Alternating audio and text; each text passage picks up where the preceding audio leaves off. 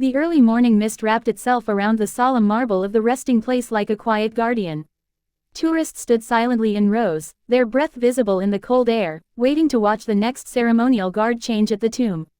Among them was an elderly man wearing a faded military cap, his back slightly bent but his spirit shining strong in his proud gaze. He was a veteran who had seen battles that most could only imagine, and he carried himself with quiet dignity. The tomb guard stood just a few feet away, rigid as stone, rifle resting precisely in his grip. It was a place of reverence, a place where silence was sacred. That silence, however, was about to be shattered in the most unexpected way. As the flag flapped gently in the wind, 3 young men with hoodies pulled low over their faces moved through the crowd like shadows, their whispers filled with mischief. They weren't here to honor anyone, they were here to cause trouble. One of them shoved through the line of onlookers, brushing past the old veteran with a cruel smirk. "Watch it, old man," he spat. The veteran remained calm, unwilling to spoil the sacred moment. But the thugs wanted a reaction, and they were about to get far more than they bargained for. The taller thug stepped closer, deliberately bumping the veteran's shoulder again, testing him. The crowd tensed, unsure if they should intervene. The tomb guard, trained to remain disciplined, kept his rifle steady, but his sharp eyes missed nothing. The thugs began taunting loudly, drawing unwanted attention. "What are you even doing here, Grandpa?" one jeered, snatching the veteran's hat from his head and tossing it toward the ground. The old man didn't flinch, but there was a storm behind his calm eyes. That hat wasn't just cloth, it carried years of sacrifice, brotherhood, and pride. The insult echoed like a gunshot through the silence of the memorial grounds. A young woman gasped. A child whispered, "Why are they doing that?" But before anyone could answer, the shortest thug shoved the veteran's chest, trying to knock him back. The veteran didn't fall. Instead, he straightened his spine like a soldier reporting for duty.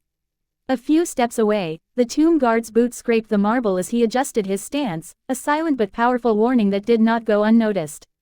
Tourists fumbled with their phones, some filming, others frozen. The world was watching, but what would happen next was something none of them would ever forget. The lead thug laughed, raising his arms like he owned the moment. But in a flash, his cocky grin vanished when the veteran moved with unexpected speed. Years of training may fade from muscle, but they never leave the soul. In one swift motion, the old man grabbed the thug's wrist, twisted it, and sent him stumbling backward, crashing against the stone railing. The second thug lunged forward with a punch, but before it could land, a thunderous voice boomed through the air, "Stand down." It was the tomb guard. The soldier had stepped forward, his ceremonial rifle angled with absolute authority. His voice cut through the chaos like a blade. "You are on sacred ground," he commanded. His presence was electrifying, his uniform crisp, his posture unbreakable. For a moment, even the birds seemed to pause mid-flight. The second thug hesitated, but adrenaline pushed him forward, a mistake he would regret. The veteran sidestepped, swept his leg low, and the thug dropped to the ground with a thud. The crowd erupted into gasps and whispers. The third thug reached for something in his pocket, but that movement sealed his fate. The tomb guard swung his rifle into ready position with precise speed, aiming straight and steady, his voice roaring like thunder, "Hands where I can see them, dash dash dash." Everything exploded into action. Security began rushing in from both sides, but the situation was already under control before they even arrived. The third thug froze, hands shaking as he realized this wasn't some casual street corner they could bully their way through. This was hallowed ground, and they had crossed a line that no one should ever dare to cross. The veteran took a slow step forward, his breathing steady. "You think old means weak," he said quietly, his voice carrying the weight of war zones, of lost friends, of honor earned in blood and sacrifice. The lead thug, still holding his twisted wrist, mumbled an apology, his earlier arrogance crumbling into fear.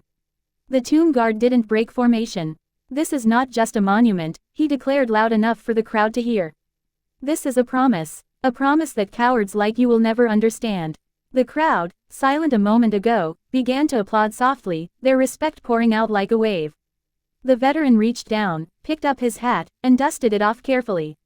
When he placed it back on his head, his hands didn't shake.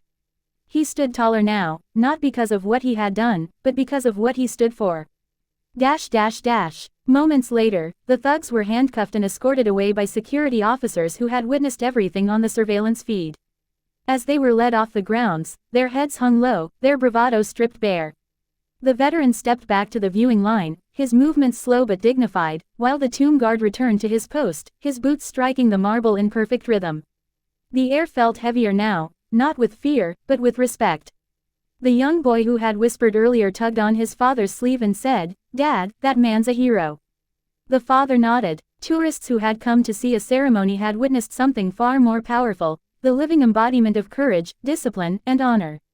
The veteran saluted the tomb guard, and in a rare, subtle gesture, the guard returned the salute, a silent brotherhood shared between warriors of different generations. As the sun climbed higher, its golden light bathed the marble, and the echo of boots on stone carried a message that no one present would ever forget: those who stand for honor will always rise above those who try to break it.